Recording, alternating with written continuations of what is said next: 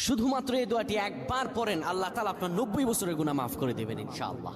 আপনার 90 বছরের গুনাহ মাফ হয়ে যাবে যদি মাত্র এই দোয়াটি যদি একবার পড়তে পারেন। আপনার ভাগ্য খুলে যাবে, রিজিকে বরকত আসবে, মনের ন্যাক আশা পূরণ হবে, আল্লাহ আপনার সব দোয়া কবুল করে দিবেন। সুবহানাল্লাহি ওয়া বিহামদি।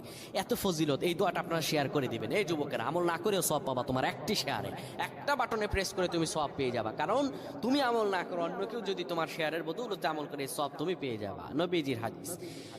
আমার ভাইয়েরা, আল্লাহর কাছে দোয়া করা, আল্লাহর কাছে দোয়া চাওয়া, এটি হলো মুমিনদের কাজ। আমার আল্লাহ বান্দাকে বলেন, বান্দারে উদউনি আস্তাজিব লাকুম, আমার কাছে চাও, আমার কাছে চাইলে আমি আল্লাহ তোমাকে দিয়ে দিব। কেউ যদি একবারে দোয়াটি পড়তে পারে, দোয়াটি হলো রব্বি ইন্নী যালামতু নাফসি ফাগফিরলি। কেউ যদি এই দোয়াটা একবার পড়তে পারে, আমার আল্লাহ তাআলা তার 90